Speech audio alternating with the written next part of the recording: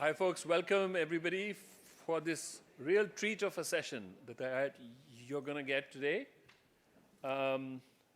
So instead of me introducing Daron, what we have is a video from Pascal Dodonoho, who has recorded kindly a message that we are going to play first for you, right? Over to the techies. At the opening of your very important. Hello, I am delighted to be able to say a few words at the opening of your very important conference and honoured to be able to welcome in particular Professor Acemoglu to our discussions here today and to thank him so much for his time. Before I get into the importance of your discussions here today, I do want to extend my apologies that I can't be here with you in person.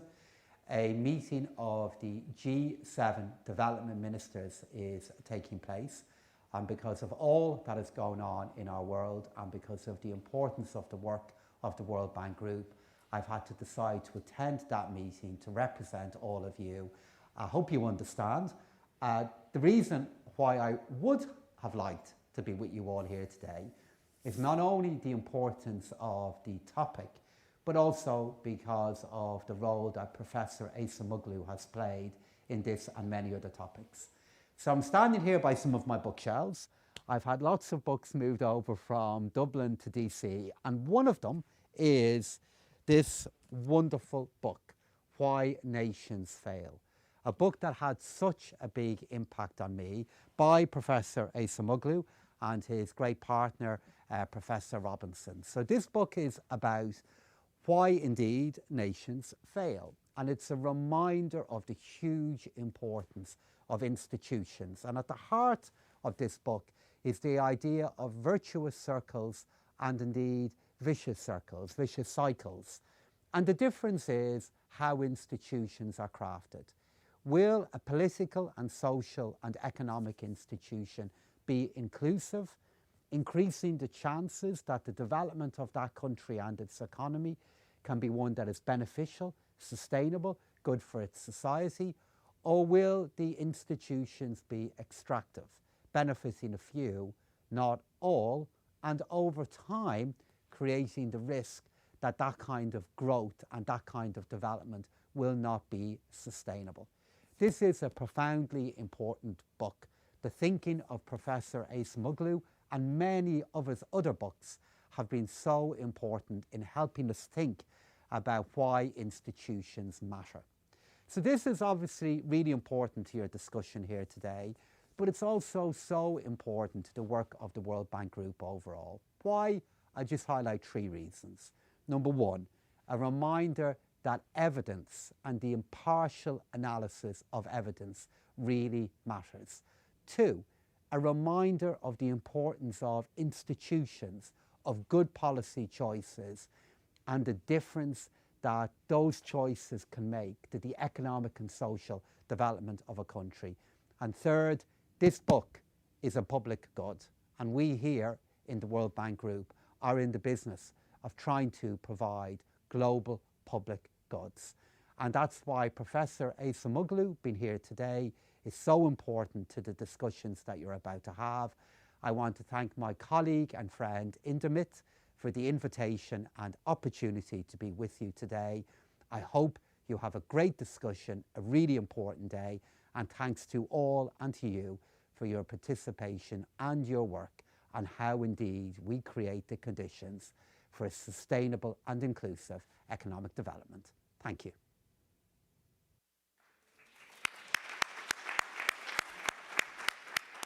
So I told Pascal that I'll actually be here for the session, and he doesn't have to worry about it, but he insisted on recording that message because he's a really nice guy, Daron. I'm not that nice a guy, so I'm going to say some words about you just to bring you back down to earth before you start talking. So I want to tell you a story. So some years ago, we moved into a new house, and so I was trying to impress the neighbors. So coincidentally, a friend of mine who was a professor at MIT, just like Daron is, So he came to visit. His name is Jim Snyder. I'm sure you know Jim, right? So Jim came, and so I took him over to our neighbors who were standing across the fence, and I told him, this is my friend Jim Snyder. He's a professor at MIT. And my neighbor said, okay, I'll speak slowly then, okay? So he was not a Nobel laureate, he was just a professor at MIT. In the case of Daron, he's both a professor at MIT and a Nobel laureate. So I want to tell our discussants that not only will you have to speak slowly, but you have to use small words, short sentences, and don't take too long because he won't be able to remember what you said, okay? But over to you, Daron, come on.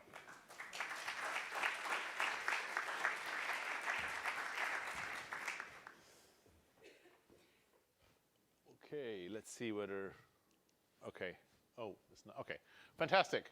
So it's my pleasure to be here, and I know I'm speaking in the context of a far-ranging conference which has implications for long-run economic development, especially at a time when economic development is becoming more and more difficult for many countries. Land issues are very important. But I want to frame this in the context of several other things that my work has focused on for the last 3 decades. And a lot of that is summarized in these 2 books that are on the left, Why Nations Fail, which Pascal was kind enough to mention, and The Narrow Corridor, whose framework I'm going to refer to a little bit in the context of this talk. And my new book, which will be out in August this year, What Happened to Liberal Democracy, which is more relevant directly for the developed world, but with lessons and implications for the developing world. And since I want to frame this issue around inclusive institutions that Pascal already mentioned, that really fits with the themes of all 3 of these books. As Pascal emphasized, institutions are critical for economic development. That's what I've always suspected, but became more convinced as I did a series of papers and then books such as the ones I showed you, trying to understand those linkages. Here what I'm showing you is a little dated, but still the modern versions of this same picture are similar. This is a satellite picture of the Korean peninsula, and you see North Korea and South Korea, even if your eyes are not strong enough to see the boundary between the two, the border between the 2 countries, you can see the lights stop at the border. Lights are a measure of both prosperity and public good provision, and there is a world of difference. The Korea comparison is useful precisely because before the country was divided into 2 at the 38th parallel under geopolitical forces, it was a remarkably homogeneous country in terms of linguistic, ethno, and cultural characteristics. If anything, the North was slightly more industrialized, but in the 50 years that followed the separation, a huge gap emerged between the North and the South, and there is really no other plausible explanation for understanding that than thinking about institutions. In particular, South Korea, never a perfect specimen of inclusive institutions, especially under Syngman Rhee or General Park, but was generally going more in a direction where there were property rights, incentives for people to invest and innovate, adopt technologies, and ultimately in the 1980s also reaching democracy, and I'll talk a little bit more about that, whereas North Korea stayed under what we call, in the book Why Nations Fail, extractive institutions that do not respect property rights, do not provide incentives, concentrate economic power and political power in the hands of a narrow group without the right kinds of institutional checks and balances to create accountability, responsibility, or responsiveness.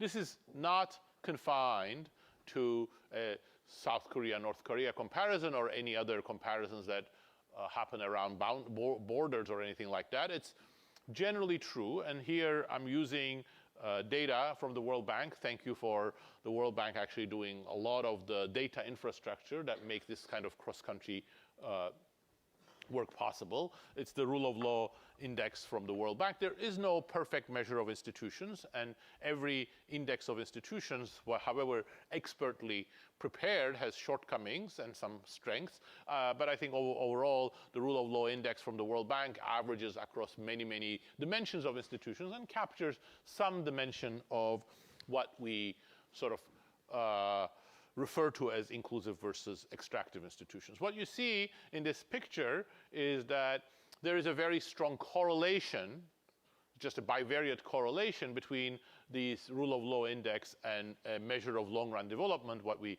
sort of have in mind when we talk of developing or developed or emerging economies, GDP per capita. You could use other measures. The relationship wouldn't be materially that different.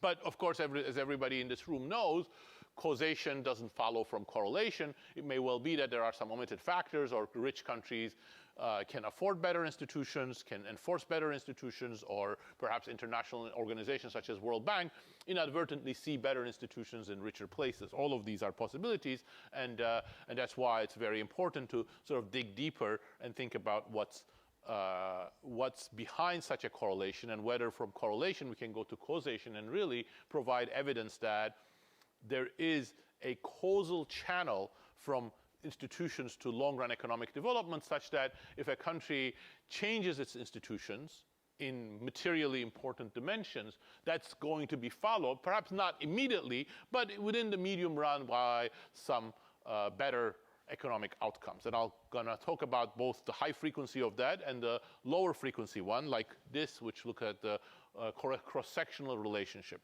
So also for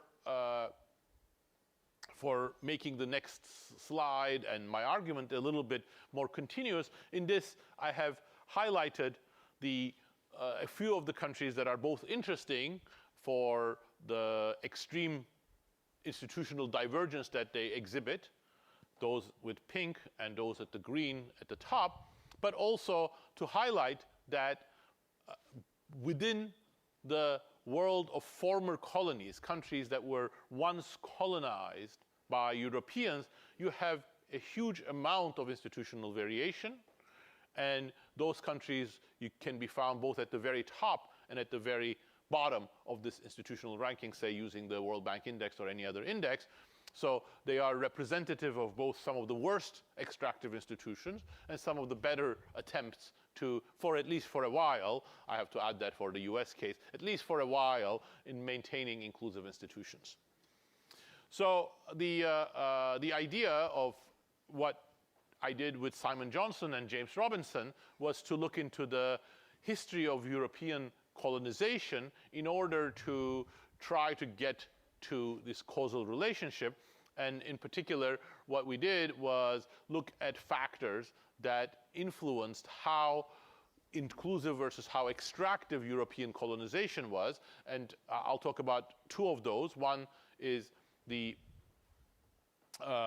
mortality that Europeans faced at the time of colonization, which then influenced whether they settled or not, and whether they settled or not was one of the several factors, but an important factor in influencing whether they would opt for extractive institutions, especially as in places where they did not settle and they were trying to establish indirect control via a variety of channels to be able to extract resources. And using that source of variation, here I'm showing the instrumental variable estimates. It looks very similar to the OLS, but it's not exactly identical. It looks very similar to the OLS because essentially the correlation that I've shown you turns out to be not that much influenced by omitted variable bias or other sources of endogeneity, actually approximates the long-run relationship that can be arguably viewed as causal. So that was one of the sort of conclusions that Jim, Simon, and I reached in our work, and then we emphasize that in Why Nations Fail as well. One of the channels via which that works is efficiency and technology. So in these two figures, what I'm doing is I'm using the same source of variation coming from the settler mortality at the time of colonization, but the left-hand side variable, the right-hand side variable is still the same, the rule of law index from the World Bank, but the left-hand side variable now focuses on the efficiency and technological level of a country. On the left, I'm using total factor productivity, which is a catch-all measure of overall efficiency, which includes some technical efficiency as well as other market failures or market successes or organization failure or organization successes. And on the right, I'm using a measure of how advanced a country's technology in use is by looking at their exports and looking at the share of exports accounted for by what the Bureau of Economic Analysis counts as advanced technologies. And you see there's a lot of variation there, but both of those, again, project on this exogenous source of variation in institutions. So institutions achieve their long-run impact partly, not entirely, but partly by how they impact the efficiency of production and how they make countries able, unable, willing, or unwilling to adopt new technologies and engage in technological upgrading. But all of this is embedded in a political system. So that was one of the main messages of our work, both in Why Nations Fail and the Narrow Corridor and other works that I've done. The politics and economics cannot be separated. And in particular, politics is, to some degree, or to a large degree, is all about control. Who controls the resources? Who controls political power? But then via political power, who controls the organization of the economy? That's partly about hierarchy. So this is one of colonial paintings that captures that the colonial system, it wasn't just an economic system, it was a hierarchical system. There were people distinguished by their social class, and different social classes garnered different amount of social status, and they controlled different amounts of political power.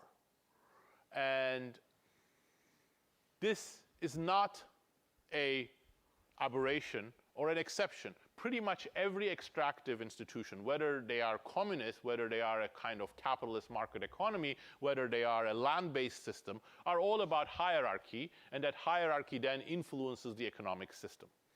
But why have these extractive institutions and the hierarchy, if, as I have tried to argue, there is this large cost of it in terms of economic efficiency, economic development? Why not have a system in which we maximize the pie that's available to everybody? And the reason for that is really bound with this notion of hierarchy and hierarchical control, both because humans like power, whatever its sources are, but then also that power begets more power, for example, via the control that it enables over the organization of production. And in particular, and now coming closer to the themes of the conference, extractive institutions are designed in part, and not an aberration, not a mistake, they are designed by historical processes and often by leaders and agents because of their desire to control labor and control land. And if you want to think of the entire history of colonialism, an entire history of European development, Asian development, it's all about control of land and control of labor. In fact, that was the other part of the colonial heritage that my work with Simon Johnson and Jim Robinson emphasized, that in fact, contrary, very in stark contrast to pure geographic or pure cultural explanations, which see unending, very powerful persistence because the conditions, either they are geographic, based on soil, based on agricultural productivity, or based on some cultural or genetic characteristics. That kind of persistence is not what you see. You see a big reversal within the world of the colonial system. In particular, however you measure it, it turns out that countries or areas that were richer in 1500 at the beginning of the colonization, later on ended up much poorer. And this is what we call the reversal of fortune within the colonial world. And in our work, we use a number of qualitative measures, urbanization, but the one that's really both indicative about what has happened and also the mechanism is this figure, where on the horizontal axis I have the population density of an area that later became an independent or semi-independent country, and GDP per capita in the modern world. It doesn't matter what date you use. I think here I use 1995, but you could use any other date that you want. You see a very, very striking negative relationship. You see that countries such as those in the Indian subcontinent, parts of South America, especially Mexico and the Andes, parts of North America that were more densely settled today are much poorer. And they were densely settled, which was indicative of higher agricultural productivity and better road networks, better commercial networks that could feed large urban populations, like the many important urban centers you know in these areas even today.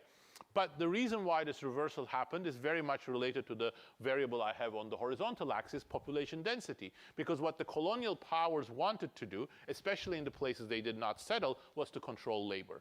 And once you controlled labor, then you could extract revenues from that, which was partly initially for the elites back at home, but quickly it became about the elites that were created in the colonial world as well. And you see the implications of the control for labor in many parts of the colonial world, but one place where you see it very clearly was apartheid South Africa, which was, of course, a highly repressive, highly extractive regime, and its logic was very much about controlling labor. So from the beginning, for example, especially in the Boer republics, but then later adopted in the mining sector of South Africa and then the entire economy, was, example, the color bar, which was about what occupations and trades black South Africans could engage in. And they could not engage in anything that was skilled, even things like carpentry or hosiery fitting or anything like that, because they were pushed down to the most unskilled operator positions or agricultural labor. And a consequence of that kind of control is, of course, that as South Africa grew, which it did quite rapidly in the first half of the 20th century, all the way to the 1950s and the 1960s, that was reflected in white wages, which is shown in gray there, but it was not reflected at all in the black wages, which is shown in black. So that's one of the consequences that you get for the control of labor. But it's not just distributional, because when you keep 90% of the population held back like that, and also especially when you don't invest in their infrastructure, in their education, in their health, you really are not creating conditions for economic growth, conditions for innovation, conditions for investment, and you're not using the skills of 90% of the population, which is one of the reasons why, when I was showing you the TFP or the technology numbers, countries such as South Africa, before apartheid, that had extractive institutions, were so far behind. Controlling labor today takes many more subtle forms. India, for example, has a constitution that completely rejects any kind of caste-based discrimination, but still, people who are from the Dalits, the untouchables, are forced into the worst occupations, things like the most unhealthy, the most menial jobs, for example, cleaning latrines and cleaning sewage systems by hand.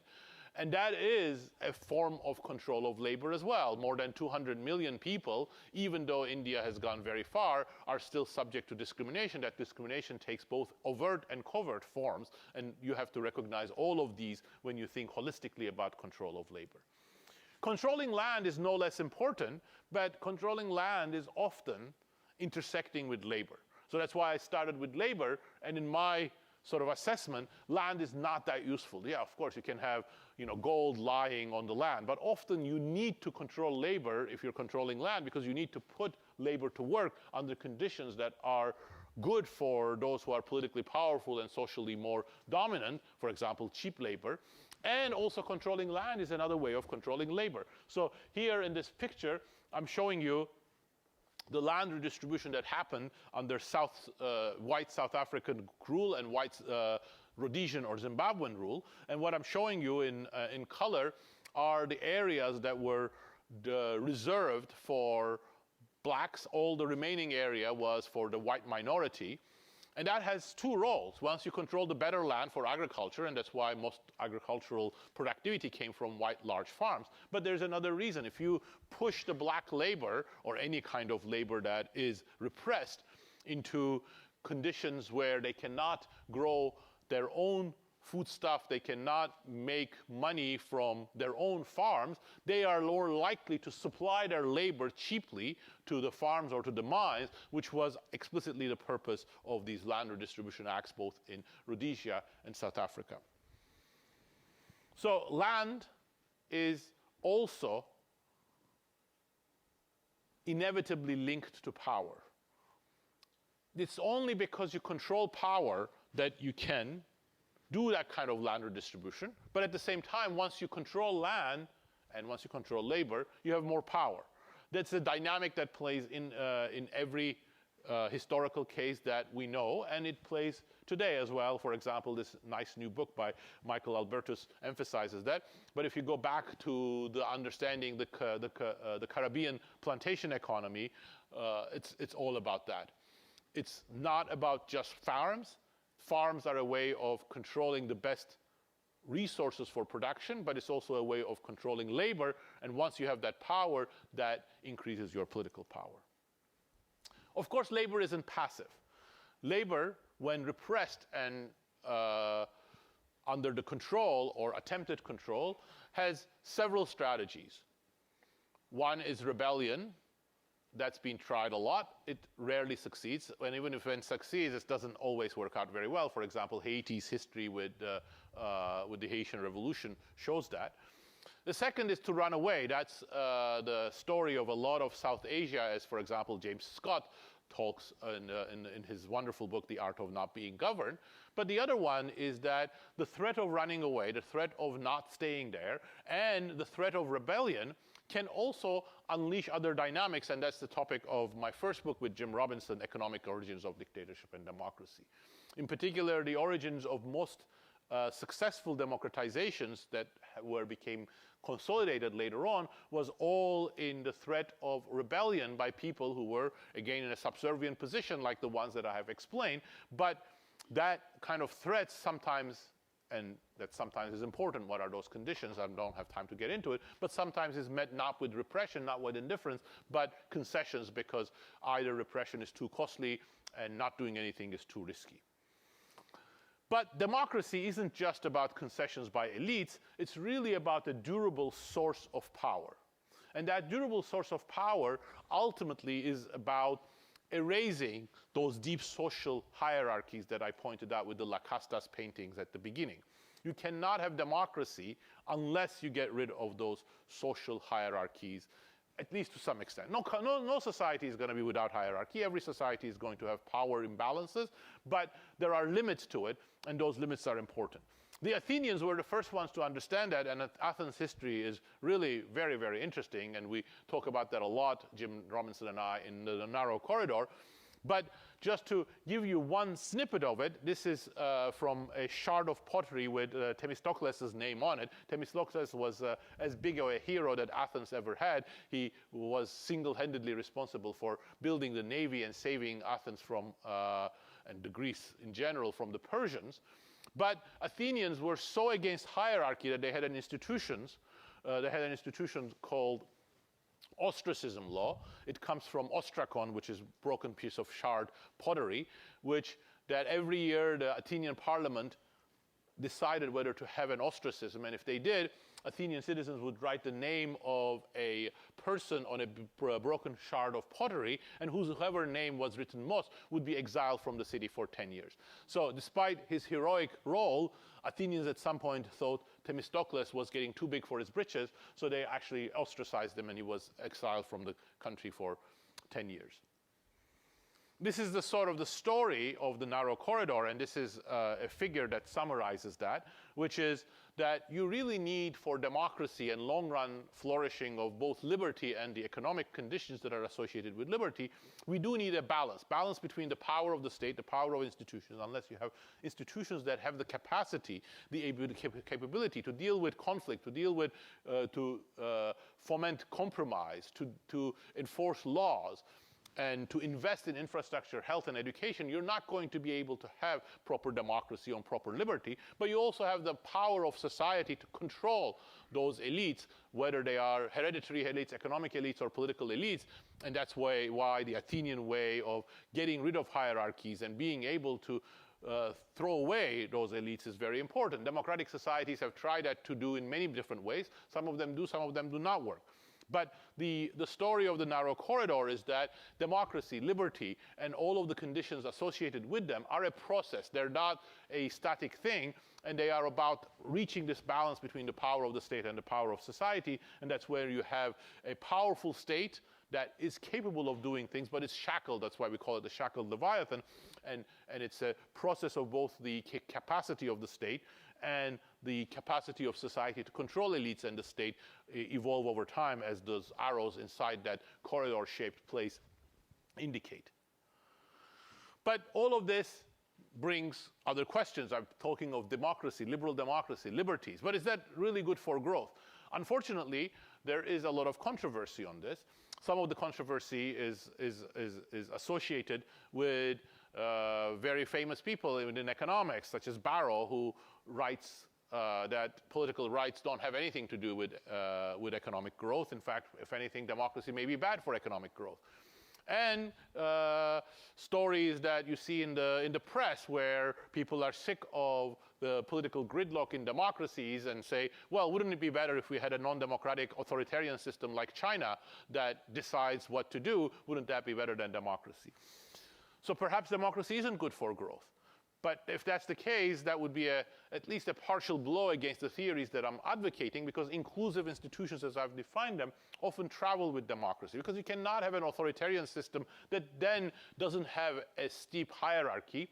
Why not? Because if you did that, it wouldn't be stable. Those who have more power in the authoritarian setup ultimately would use that for their economic betterment, for their future political betterment, and for building that kind of social hierarchy. Well, the question, I think, has a very clear answer. Democracy is actually very clearly good for growth, and you should be much more skeptical that China achieved its growth because it's authoritarian. I think in many, many of the cases that people tell stories of how authoritarian growth was so successful, if you look into the details, you'll see that the standard narrative is just plain wrong. And one of those is South Korea, and it is countries like South Korea that underlie this picture. This picture is actually very simple. There's no econometrics here. This is just the data. It's the data is from 1950 to the middle of the 2010s, and every country is classified as democracy or non-democracy, so it's a binary score. And for every non-democracy that democratizes, we place that to 1. We place that at 0. And then we record that country's GDP per capita relative to all other remaining non-democracies. And then that's aggregated across countries. So this is just the data recentered on the democratization episodes. And what you see here is very clear. There are three very clear patterns here. The first one is that at 0, you see a small bump up in GDP per capita in countries that democratize relative to the counterfactual of non-democracies. In particular, this is where you see for about 8 years, you see a little bit of a faster growth in these countries. But in about 8 years, these nations start a much faster growth, and in the course of the next about 20, 25 years, they are 20 percentage points richer per capita than the counterfactual of remaining non-democratic. This is identified by countries such as South Korea, such as Taiwan, such as Brazil. In all of them, you transition from non-democracy to democracy. So the story of South Korea, for example, often told is, oh yeah, South Korea was an authoritarian developmental state under Syngman Rhee and General Park. But actually, when you look at the data, what's striking about South Korea is that its growth rate accelerates quite strikingly after the late 1980s when it democratizes. So South Korean economic growth, especially the remarkable part where once it's reached middle income status, is not an authoritarian story. On the very contrary, it's the collapse of the military dictatorship and the more democratic South Korea that underpins that. And there are many other examples like that. But the third thing here is you see that there is a big trough just before democratization. That's no surprise either, because hierarchy begets hierarchy. Political power makes people more hungry for political power. There are very few examples of authoritarian leaders, whether they are representative or juntas, communist parties, or whatever, that they say, oh yeah, we like democracy. Democracy is great. Let's go for democracy. No, they have to collapse. And they collapse often in the midst of economic crisis. That's why you have that big trough. But that also is the reason why when people run blind regressions, like some of the cross-country regressions, you end up with mess. And some people find 0, some people find positive, some people find negative, because when you're aggregating over this up-down and very complex dynamics, that's not going to give you a very clear picture. So a lot of the past literature on democracy and growth is actually just junk. But it's actually not that hard to do this right. You just need to deal with the dynamics of economic growth a little bit better while still doing this within-country comparison of each country compared to what their counterfactual would have been. So this is some very simple semi-parametric statistical analysis, and you see that exactly the same pattern that I showed you a second ago now with standard error bands, et cetera, and also once you control for countries' own lags, that trough that I showed you earlier on disappears. Why does it take for democracies to actually take about 8 years to start this faster growth in the raw data? Well, there are a couple of reasons for that. First of all, any regime change happens in the midst of turbulence, and right after a regime change, things are turbulent, and that's not always the best time for investment. But there's a bigger reason. One thing that's even much more pronounced in the data than the economic growth. I'm not showing you that. I perhaps should have had one more figure. But it's not economic growth and democracy, but it's taxes and democracy. Democracies do one thing much more than non-democracies. They increase tax revenue. Most non-democracies, part of the reason why they are so bad is because they do not invest in public goods, especially they do not invest in public goods for poor people. So what democracy does is that it increases tax revenues significantly, it invests in infrastructure, health, education, and all of these take a little bit of a time to have their results. But if you look at health outcomes, they improve significantly under democracy. If you look at education, it improves significantly under democracy. Yet democracy is in retreat. Whatever index you use, on the left, varieties of democracy, on the right, freedom houses, countries that are free. So in the last 15 years, and using the Freedom House for the last 20 years, there has been a notable backsliding of democratic institutions, either countries completely abandoning democratic institutions, or within the context of democratic institutions and elections, their democracy scores significantly declining, such as, for example, what we are experiencing in the United States. This is even more worrying because it is accompanied by a very marked decline in trust in institutions. For example, support for people's trust in Congress in the United States used to be above 50% in the 50s and around 50% in the 60s and the 70s. Today is less than 10%. All the other bedrock institutions of democracies are following suit. Worst even than that is that support for democracy is falling. And it's not a US phenomenon, it's not a UK phenomenon, but it's most pronounced in the US and the UK. And even more worryingly, it's more pronounced among young people. Young people have lost their belief in democracy, and in survey after survey they say, well, perhaps authoritarianism or military dictatorship or their socialist dictatorship or whatever it is going to be better than democracy. And you see the same pattern in other developed economies, a little bit less pronounced than the US and the UK. You see the same pattern in Latin America. So this is a real dark time for democracy. So the question is why? If democracy is performing so much better, as I've argued, why is it that we are turning against democracy?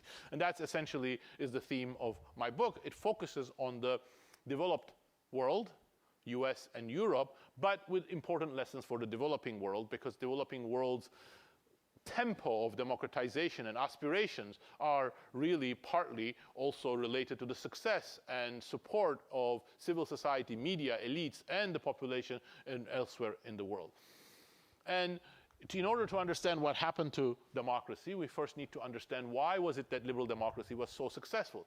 And it was successful not just in the US and the UK, it was successful perceived to be very successful around the world. People in Argentina, people in Chile, people in Brazil, in Eastern Europe, in Africa, in Asia, all went and risked their lives for democracy because they believed that democracy was a better system. than certainly the junta or the control of that party or this party. And it did so, they did so, because democracy promised three things. Shared prosperity, that means growth, but that growth would be shared, and public services and voice. And liberal democracy for much of the 20th century delivered on all three of these promises remarkably, better than any economic or political system has done ever in history. And I'll show you some of that evidence very briefly in a second. And today's crisis of liberal democracy is rooted in that, in liberal democracy's own faults, that it did not live up to these aspirations, that its promises weren't kept. That doesn't mean that authoritarian systems were any better. The reason why actually to care about this is that liberal democracy is still the best system. There is no evidence that authoritarian models are doing any better on any of these characteristics. But unless liberal democracy regains hearts and minds, it's not going to be able to survive, and the cost will be on the shoulders of ordinary people. So why was it that liberal democracy, how was it that it actually succeeded in doing that? So I can show you data from many countries, but here is the US data, and it shows evolution of real wages by demographic groups, left for men, right for women, and in each case by education groups all the way down to people with a less than a high school degree, high school, two-year college, four-year college, and postgraduate degree. The 1960s, 50s, I'm not showing you 50s because it has to come from a different data set, but 60s, 70s were all periods of shared prosperity. If you look at these curves, they're essentially on top of each other. Real wages grew in tandem. Actually, 50s are remarkable because blue-collar wages grew faster than managers' wages. The wages of low education workers grew faster than the wages of college graduates during the 1950s in the United States. The picture is quite similar in Europe. These were the times where economic growth was fast, productivity growth was fast, but wages were growing even faster. This is what I meant by shared prosperity. How was shared prosperity achieved? It was achieved because markets and technology were synergistic with labor demand. If you wanted to expand, especially in the age of mass production, if you wanted to introduce new technologies, new goods, like, for example, the Ford factory, you needed labor. You needed labor badly. If you look at the 1920s, 1950s, 1960s, you see an incredible hunger in these large corporations. Some of them are sending people all around the United States trying to find labor, because you need labor in order to be able to scale up production. What that means is that as you're generating new technologies and growth, you also have to pay higher wages and create jobs, because that's the only way you can grow. But then you see a very different pattern from the 1980s onwards. You see a huge opening up of these curves, not just inequality building up, but the real incomes of lower wage workers, lower education workers, actually declining. Those are the blue-collar workers, office workers, that are not just experiencing stagnation, but lower real wages. What's happening? Well, a very important part of it, for example, my work with Pascual Restrepo shows in the US, is automation. Digital technologies changed every aspect of the bargain. I'll come back to them one more time. They created skill-biased technological change, helping the managerial white-collar workers. But more importantly, they became a platform for automation. And automation severs the link between market expansion and shared prosperity, because now companies can grow without hiring labor. Worse, they can grow, increase their productivity while laying off workers, because now machines substitute for humans in the tasks that humans used to perform. A lot of the story of the inequality and the breakdown of shared prosperity is automation. And this is not a US story. You see the same thing, for example, the middle jobs, those bedrock middle-class lives becoming much less common. The reds are all of these middle-wage occupations. They are in decline in every OECD country. And the developing world is no exception. The developing world, of course, has its own dynamics, because in some of the developing world, like in China, like parts of Africa, you have big movements from agriculture into industry. But by and large, this is a very unequal process that becomes even more unequal post-1980s. Inequality increases a lot across the world in many dimensions within the country. But at the same time, and this is very important to understand, the failure of liberal democracy is not just shared prosperity that collapses, it's also public good provision and voice. Voice, of course, is foundational to liberal democracy. It promises voice. People have to participate in politics. How did that happen? It happened because people participated in many dimensions of their community life. Politics starts at the local level, or used to start at the local level. People participated in local politics. They became involved in their neighborhoods. They became candidates. They debated politics. They voted in elections.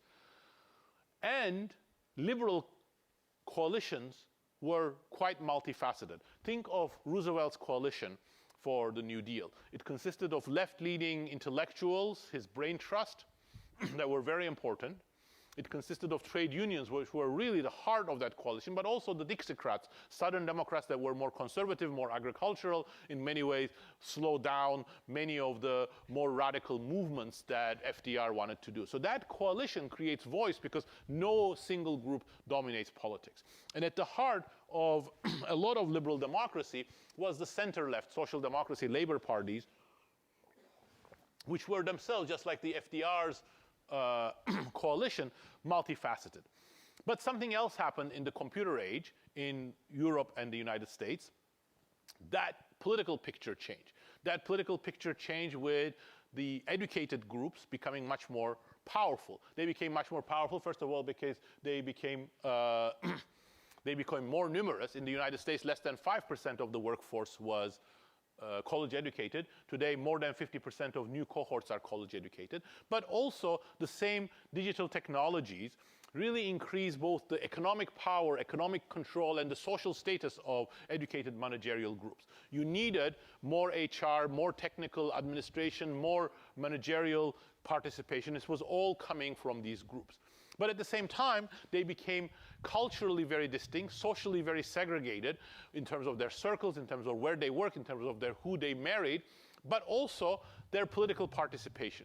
And most importantly, in every country for which we have data from the first half of the 20th century and the early post-war period, center-left parties were low education parties. They got more of their votes from blue-collar workers. And if you look at who the educated voted for, they voted more for the center-right. Who the low-educated voted for, they voted for the center-left. So here, the work by Amory Gethin, Thomas Piketty, and, oh God, I'm forgetting the third co-author, I'm sorry. Yes. And this is the gap between the educated and the lower education, college educated versus no college education, in terms of their votes for center left versus the center right. And you see a striking thing. You start at negative numbers, meaning that the low education are voting for the center left, the high education are voting for center right. In country after country, we have a reversal. Now the low education voters are voting for the center right, high education are voting for the center-left. But worse, actually, center-left parties like the Democratic Party in the United States, Labour Party in the UK, become completely obsessed with the issues that concern the college-educated and turn back entirely on working-class communities, working-class values, working-class priorities. And I can talk much more about the details of that process, but I don't want to overstay my welcome. But that is part of why many people within the West, and then now going to countries such as Turkey, such as Poland, such as India, feel that they don't have a voice in a system that's so dominated by college-educated urban elites, and they are not getting the public services that were promised, which were, again, a big success for democracies early on. So these were the sins of commission of liberal democracy. It's not only turned its back on dealing with the inequalities that I showed you, but it created a very different balance of power, a different form of hierarchy, not now based on hereditary or race, or whether you're from the aristocracy or you're a member of the Communist Party, but now based on whether you're educated or not. And these sins of commission became much more amplified once cultural politics overtook all economic issues, and all of these center-left parties turned their back on issues of jobs, good jobs, protecting and providing career opportunities for workers from many different backgrounds, and just focusing on cultural issues. So therefore, what my book concludes with is how we can create the success of democracy, not just in terms of delivering economic growth and public good, but also getting to support and forming a broad coalition and getting closer to people. And this is what I call a working class liberalism. So you have to read more from the book in order to sort of get to the details of it. But I also argue why this is not just a pipe dream, but it's a reality. And this is not just for the developed world, but it's also for the developing world. The developing world has to also enter the corridor, and that requires both controlling the power of the state in some places and increasing the participation of politics from the base of the people. And both of these need a governing ideology. So liberal democracy lost its way because it's lost its governing ideology that appeals to people. Once you build that governing ideology, which is the hope of working class capitalism, that will have global implications as well. Of course, the world is not simple. We have some challenges. Those will make any attempt to do anything better much harder, but hopefully we can rise above that. Thank you.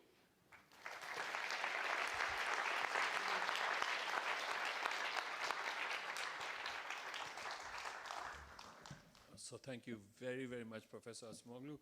I see that you don't have pictures of people like Erdogan and Modi here.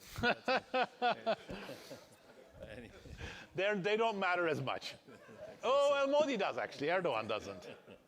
All right. No, well, anyway, I was going to say that what I thought we would do is that we would turn to each of our discussants, that you would speak each for 5 minutes, and I'll give you a minute. And I also wanted to ask Indermit whether I spoke enough in small sentences and simple words for you. Yes. Good. But I don't have a PhD from MIT. You could have actually used big words. I see. Understood them. Okay. Yeah. Okay. So I'm going to ask each one of you to give a 5-minute talk. You don't have to use your talking points. Just respond to whatever he said, and then I'll give you a minute to respond. Perfect. And then we'll keep going. Excellent. Down. Yeah. So we start with Ana Maria, and she will actually talk more about Latin America than other parts of the world, I think. Yes. Go ahead. Yeah. First, thank you very much for the invitation. I'm really thrilled to be here. Sorry for arriving late. I was caught up in the office, but fortunately, I have read quite a bit of the work of Professor Acemoglu. So Thank you. I was Thank asked you. to talk about what we are doing at the IDB, and I'm not going to do that. Before coming to the IDB, I used to be a researcher, and I used to work on land issues and land and conflict in Colombia. So I wanted to talk a little bit about that and the provocative ideas and research that Professor Acemoglu was showing. And I want to tie this to land because what happened in my country, in Colombia, is that we have had an independence from Spain more than 200 years, and we have been facing conflict for more time than the time that we have had peace in the country. And land has played a central role in that conflict, even today. No? Even very recently, land was something that played a very important role in the country. During the conflict, millions of hectares were illegally seized in Colombia by armed groups of different types of groups, by the paramilitaries, right-wing paramilitaries, left-wing guerrillas. All of them seized millions of hectares of land. Millions of small-scale producers were evicted from their land, and they were forced to migrate as a consequence of that. And thousands died. But the majority of them did not have a land title. And all this, thinking about what you were saying about controlling land, but especially controlling labor, here the armed groups were trying to control land, and they evicted labor. Basically, that's what happened in Colombia, but they brought also labor. New people arrived, new population arrived to these places, and that they were supportive of the armed groups that were controlling the territory. So that's the first thing that happened in Colombia. But most of the people did not have formal property rights. So when the conflict ended, and in Colombia we have been very successful demobilizing armed groups, but not so maintaining peace.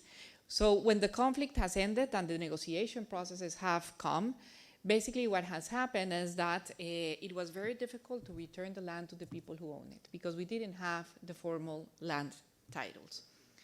And this prompted something very interesting in Colombia, which we still don't know what's going to happen, but the country decided to create several institutions around these demobilization processes and returning the land and restituting the land to those who have lost it.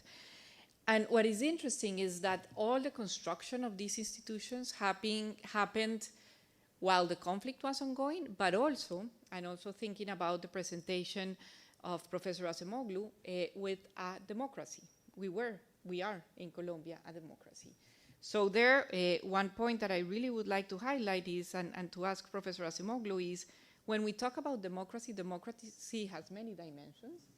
And here I would like to understand a little bit in developing countries, how can we define democracy and why this all happened within a democratic system, which was Colombia.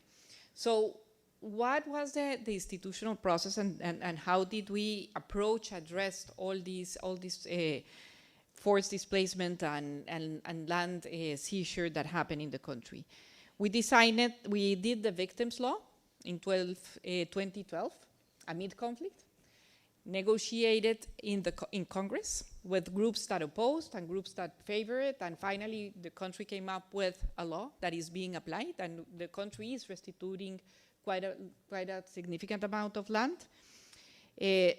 During the peace process with FARC, the peace agreement created a land fund where we decided, or the country decided, the number of hectares that were going to be provided to small land producers, 10 million hectares, which for Colombia is quite a bit. And then we created the multipurpose cadastre, which is very technical. It sounds bureaucratic, but it's not. It's very important. It defines property rights in the country, and it overlaps it with what's happening in the territory. And we did a big land formalization. And all this happened throughout 3 governments that were very different. So we were creating institutions, and we were allocating something that is very important, which is property rights. And the last thing that I would like to say is that what happened in Colombia and what you see in Colombia is that land, even though, as you mentioned, controlling labor is important, but land in the country has been very important. And what we see is that land concentration during colonial times overlaps with what's happening today. So the country, in spite of all that I'm describing, has not been able to break this concentration of land, this economic concentration, and the concentration of power in the country. So even though agriculture is not the main source of growth in the country right now, all these dynamics have been very important in the country, and all this happened while we were embedded in a democracy, and we are constructing, I do believe this is happening in Colombia and in all Latin American countries. We are building democracies at the national level and in the ground, and it's very difficult, very messy, but let's see what happens with all this process, and I would, if I was a researcher still, I would really love to see what is happening in my country with this. Excellent. Do you want to respond to anything? No, I think it's excellent. I agree. So all of those are very...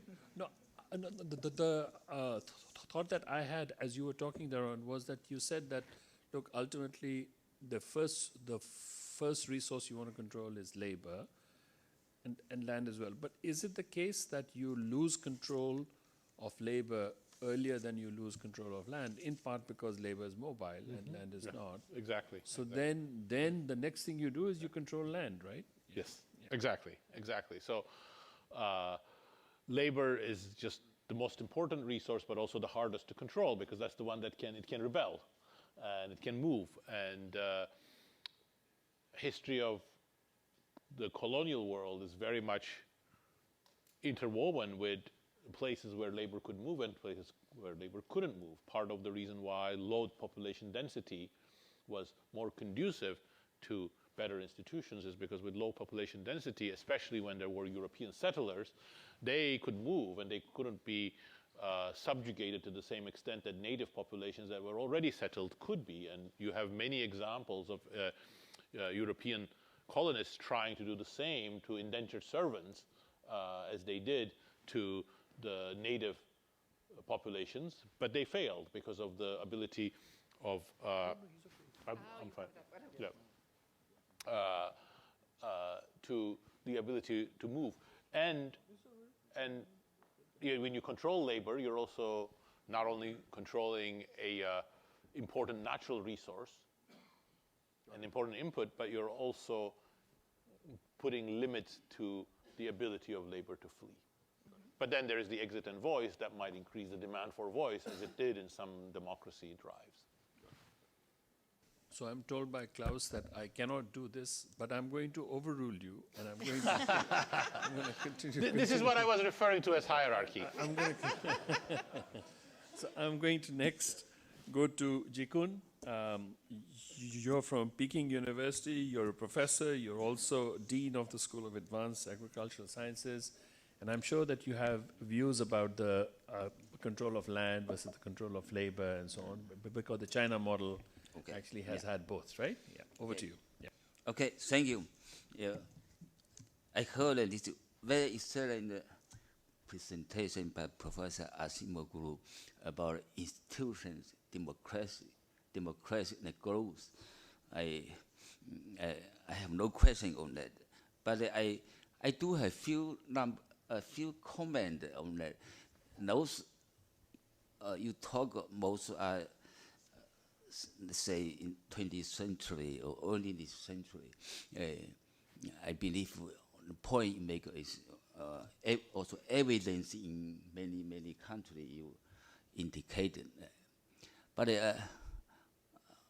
China is probably, you also mentioned China, maybe is one of exception. 50 years ago, China was the lowest, income was one of the lowest in the world. And with 4.5 decade development, China eliminated all poverty. Urban rural income increased more than 25 times in real term. And of course, there are many problems we need to solve from that. But at least we see that China is under different institutions. If we belong to your graph there, China institution is very different from U.S., Western, and China. But my point here is whatever institution is, as long as this institution can deliver a policy for efficient growth, for inclusive growth, and for using your term, prosperity, that will be make high growth, inclusive growth, and better, all people in better. I use two examples: control of land, control of our neighbor, the wheat. China started rural reform in 1978. That time, located all land based on village household population equally to every household. So achieve equity first, and within 5 years, productivity increased by 50%. And within 5 years, food security and the poverty reduction improved significantly. But that's based on, I just support the point, institution is important. And in this institution can do under different system. China use own method to create their own institution and to fit in China's development. But this household response system is based on population to make equity. But then China continue reform because the population changes over time. We need to adjust the policy, adjust land. And China then reform its policy and said, okay, in next term our contract in late 1990 is not allowed to adjust land even in population changing. So this policy, I think, is fitting China's situation, which make non-property right stable and stable. And then third policy try to reform rental market. So now 40% of farmers in rural area, in rural farming, they are get out of farming, renting out land to more efficiency farmer, productivity increasing, and custom service developer. So even small farmer on a half hectare, 1 hectare, they are all mechanized. But I use this example to say that China created its institution system that is fitting China its own growth or in the delivery high growth, inclusive growth, and solve the rural poverty issues. And the second example, also quite unique in China, is control our labor. China urbanization grows also very fast. In 1978, only 18% people living in urban area, and now it's official data is 68%.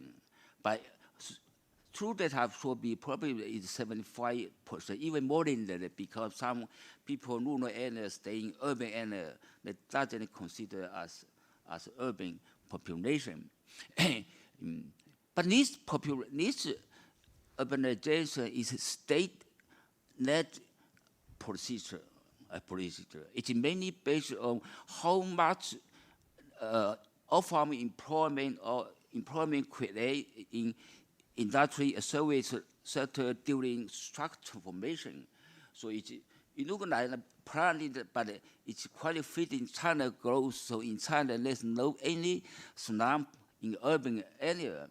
And why population growth from 18% in 1970, late 1970 to 18% to now it's nearly 70%. Where they come from? They come from rural area. So this growth, this control population, quite different from other developing countries. You create, when urbanized, you create another slum area in urban area in China, and this is never happened. But I give the other example, democracy. China doing the democracy in different way. Let me talk about my own thing. So I have more powerful to make decisions in my school, but I cannot do everything because the bigger decision that's called party and administration join the meeting. And this meeting have 5 people make decision. So if I decide to do this, the other 2% say no, they against me. I can't make. They need to have to discuss next time. So democracy is. What do you mean with democracy here? I think the important democracy should be in the interest of people, and then you need able to do that. So in sum, let me conclude that any country, they can develop, they have their own institutions. As long as this institution, democracy, is able to create the policies to deliver a good public service system for all people, good infrastructure, or for education system for all people, and then keep high growth, increase growth, serve prosperity, and then that is good institutions, that's good democracies, and they will can keep successful growth. Thank you. Thank you very much. So I had a thought that when you showed that chart that looked at the night lights for North Korea and for South Korea, if you had the same chart, let's say for 1985 or 1990, and you looked at Taiwan and mainland China, it would look very similar, right? So I guess in the sense what happened was around that time, China changed some institutions, maybe not the political ones, but definitely the economic institutions. Absolutely, They changed them radically, right? Yes, 100%. I mean, so we discussed China extensively both in Why Nations Fail and the Narrow Corridor, and both of them are outdated because the world is changing very rapidly. But the story in Why Nations Fail, I think, you know, I still stick to it, except for the last 10 years where things have changed in very interesting directions in China, that, you know, the growth in China came from changing economic institutions and gradually. And if there is any positive thing you can say about authoritarianism in China, it would be that it enabled that sort of gradual change. But other than that, I'm not sure that authoritarianism was really that helpful. Many of the changes actually, and there's a wonderful book by Victor Ni and Sonia Ofer, which makes the case that many of the reforms weren't designed from the top as like engineering projects, but they were things that were already happening because there was a power vacuum and extractive institutions were already getting weak after the, you know, Mao's death and the sort of the Gang of Four lost control. So it was, in some sense, neither growth thanks to authoritarianism nor growth despite authoritarianism, but I think it's closer to despite authoritarianism. And then more recent evidence also suggests that, you know, the government involvement in the economy from top down is often associated with inefficiencies, whether it's government venture finance or government involvement in the firms running. So, but I think the big success that China has had, which is, you know, striking in some sense, is the last 10 years where it has really expanded into technologically more challenging areas. And I think there, the engineering sort of talent in China has been very important, and the fact that there's a meritocratic system that goes back to, you know, centuries, together with some sort of demand for that engineering. And again, if you look into the details, I think top-down control, both in universities and in the private sector, actually have been costly to that. So I don't see, just like, you know, you can also make the case that in South Korea, authoritarianism perhaps was not entirely bad early on, because without the authoritarianism of Syngman Rhee and General Park, perhaps the South would have collapsed and merged with the North. So those are very difficult counterfactuals, but it's not the economic benefits of authoritarianism in these cases. So Klaus, I know that you're very worried, but I can see other faces, and they're all very engaged. So you're the only face that looks concerned right now. So don't worry about it. But over to you, Jo Svenen. He is the Director General of IFPRI, the International Food Policy Research Institute. Over to you, sir. Thank you very much. And since it's a rule here to overrule Klaus now, so I'm just going to use it a little bit as well. So Klaus asked me in anticipation to talk about the experiences from Eastern Europe, and basically on the theme of the talk about land, labor, and economic development. But our chair here asked to link it more specifically to Daron's presentation. So I'll link it to democratization a bit. First, as a footnote, but an important footnote maybe, is that we did a study about 10 years ago, I think, on how, and we used a very similar methodology as the one that Daron presented, on how democratization was affecting agricultural policies in the world, actually. And so our results are that it was actually reducing subsidies in rich countries and reducing taxes in poor countries, so really leading to lower distortions in markets overall. And our explanation there was that it basically reduced the capacity of special interest actually to control the governments there. And we had a related paper on the impact of mass media as well. Now, on the going back to the theme here on labor and land, organizations and institutions, so I'll make a point, I'll not just look at East Europe, but Europe in general, okay? And so to make the point that this process of democratization, okay, that can lead to, countries can take very different paths, okay, within countries which are relatively similar, and which are end up with relatively similar economic outcomes. So you don't have to take the same way of getting there within this broader process, I think. And let me give you very specific examples of what I mean by that. If you look today within the European Union of 25 plus countries, you see very large heterogeneity actually in farm structures, from very small countries dominated by small family farms to much larger farm structures. In some countries, 10% of the land is owned by the farms, 90% is leased, and in some countries the opposite, okay? And so all kinds of variation you have in the middle, and the regulations are very different among countries. Some countries, for example, land markets, rails markets, are highly regulated. Others are much more freer. And this is all within a region, an integrated market and political system for more than 50 years. Okay, and even the East European countries have been part of that more than 20 years by now. So that's quite an interesting observation, I think. And so if you look back, okay, so these, both on the East and the West, you started from a system which was basically either controlled by the communist system until 1990 in East Europe, or basically by feudal landlords, mostly, and the representative in governments in more than, let's say, the end of the 19th century. And of course, also in both cases, actually workers were also controlled in terms of what they could do.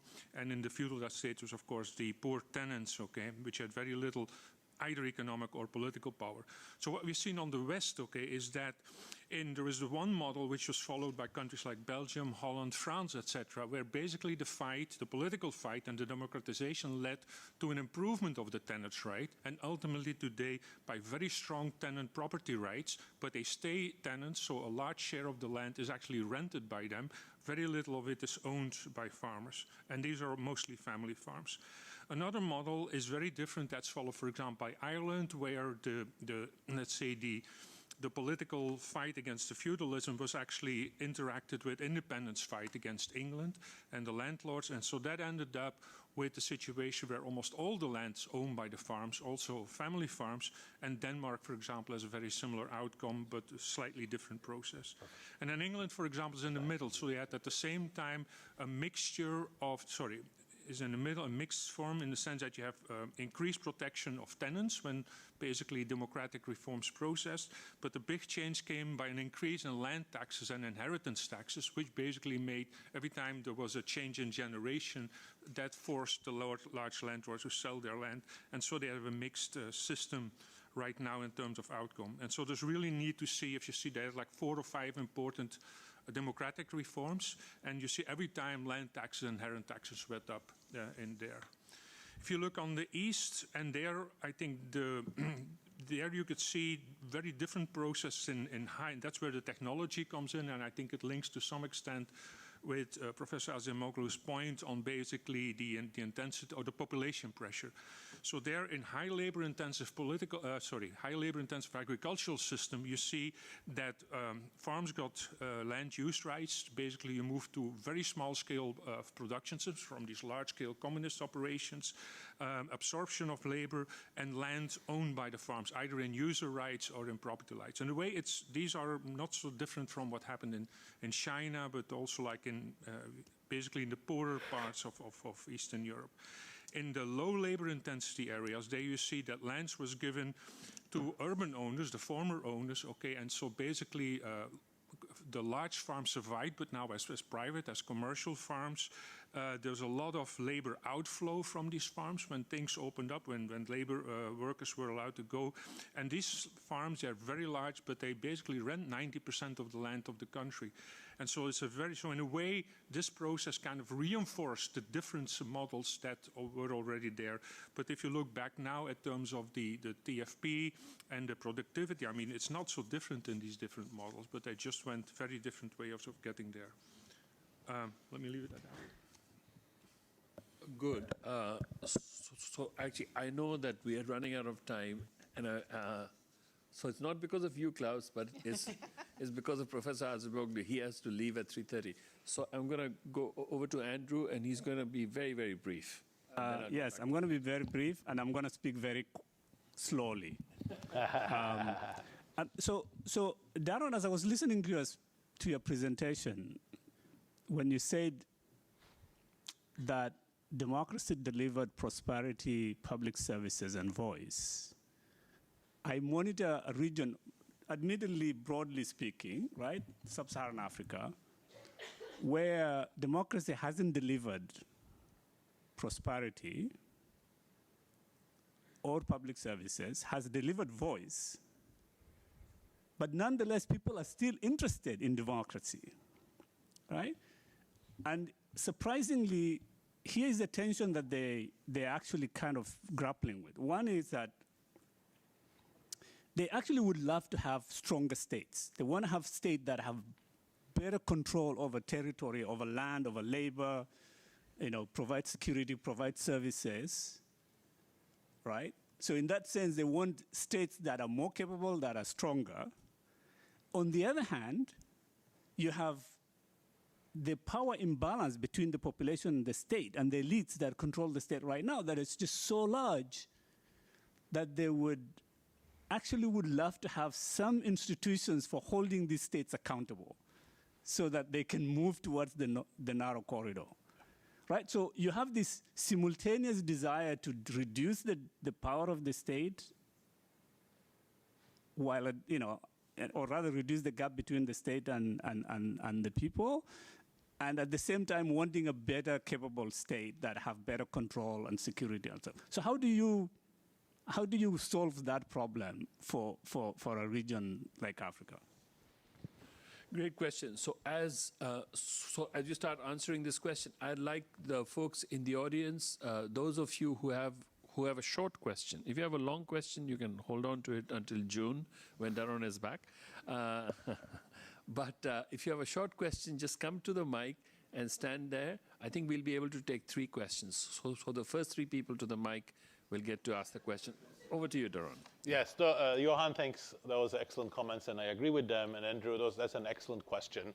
So the narrow corridor is exactly, and that last picture that I went through very quickly through, is exactly that. In many African countries, and then a few in the Caribbean and Asia, you have the twin problems of society is too weak against elites and state capacity is too low. And that really complicates things. And really, if you look at many places in Africa, some in Latin America, every expectation should be that democracy should fail. Because the civil society isn't ready. There is too much inability of states to project power throughout their entire territory. There is a lot of divisions. Politics immediately becomes ethnic. Politics immediately becomes clientelistic. Yet in the data, when we did the comprehensive data study, even when you cut we didn't just do by Africa, but if you cut the data into the lowest income part, you find the same results, that democracy is good for growth. Democracy increases taxes. Democracy increases investment in education. And if you look at the African growth disasters, very few of them have happened under democratic leaders. Humphrey Bouagne, Mobutu, Mugabe. All of those are people who were non-democratically remaining in power and often non-democratically in power. So in some sense, democracy works less well under some of those conditions, and democracy has a really hard time increasing state capacity. And there is another problem with democracy, electoral politics in Africa, which sometimes it leads to violence in the context of ethnic politics. But despite that, it seems to do better than the authoritarian systems. That's the remarkable thing. So what that doesn't mean is that we should take democracy in Africa as it is. I think there are many dimensions in which it can be improved. Both state capacity, better accounting, better media, better information, better communication and infrastructure could help democracy improve. But above all, I think authoritarianism is still bad. And above all, I think Africa, just like Asia, just like the world, needs a new inspiring governing ideology for liberal democracy. Okay, 3 quick questions. Guys, don't keep it short, yeah? Okay. And I'll take all 3 of them and then respond. Yeah. Hello, thank you so much. I really appreciate it. Reading your papers 5 years ago and coming out today, it's a real fruition. I'm Izana, I'm from Berkeley Law, I'm a PhD student there.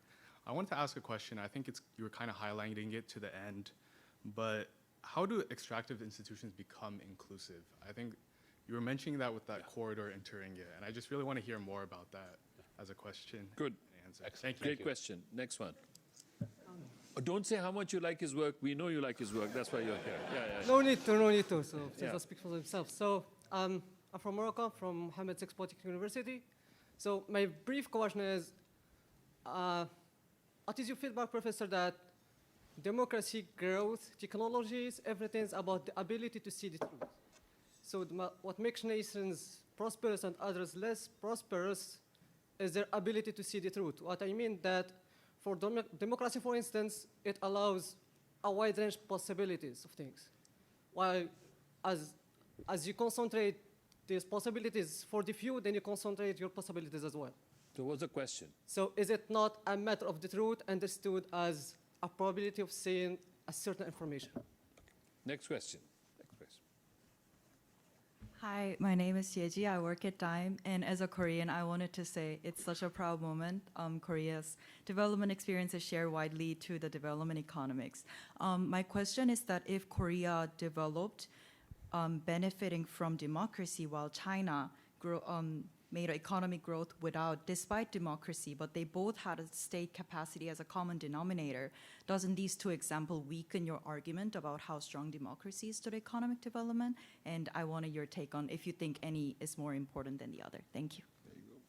Thank you. Those are excellent questions, and they all require long answers. So let me actually just focus on the first and the third so that I can do a better job of answering them. How do you become more inclusive? I think that's the key question. And there isn't a single way. And one of the things about China, South Korea, Taiwan, all of that discussion, every country has to take a different path. There are some commonalities between inclusive institutions, but the path to get there and the cultural arguments to support it are often quite unique.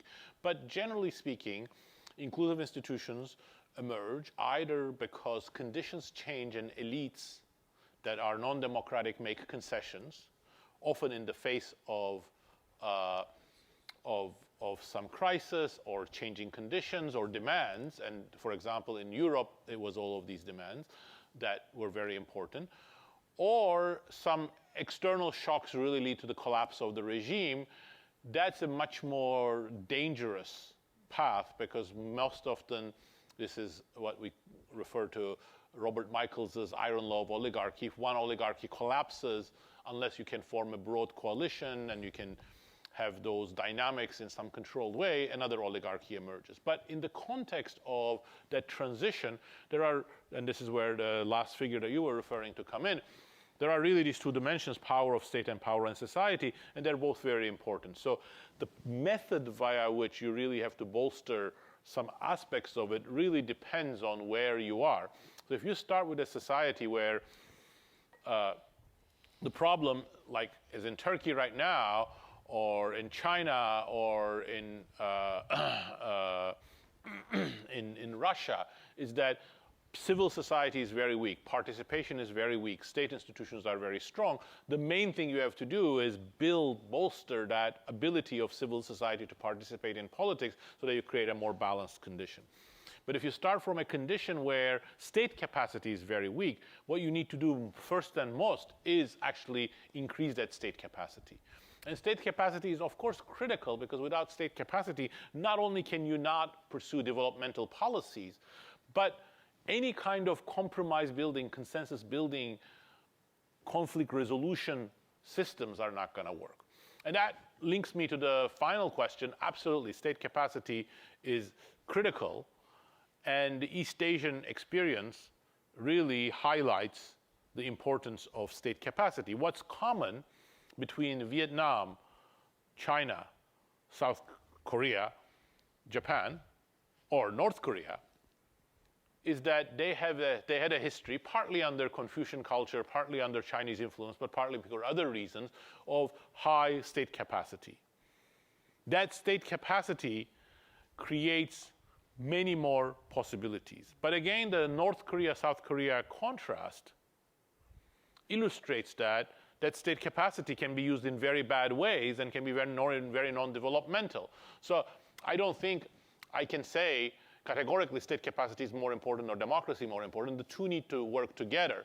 But the evidence that I provided in very summary form on the effects of democracy from democratization, and then the same sort of the exercises that we do, trying to focus more on the causal mechanisms, is really isolating changes in democracy, such as in places like South Korea, Brazil, Taiwan, where state capacity is constant and democracy is changing. So hopefully that's getting close to the causal effect and showing that it's not just state capacity. But I would 100% agree, state capacity is a very important part of the problem. And going back to Andrew's question, that's the problem in Africa. Africa, for historical reasons, both ethnic divisions, colonial policies, pre-colonial institutions, and the way that these pre-colonial institutions have merged into governance ideologies is that state capacity has remained very weak.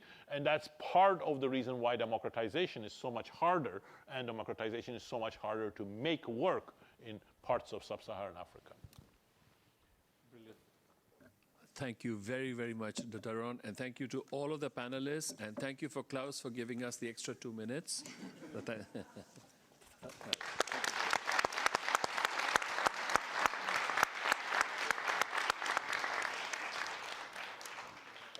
Thank you. Very good. Excellent. Yeah, that was a lot of fun.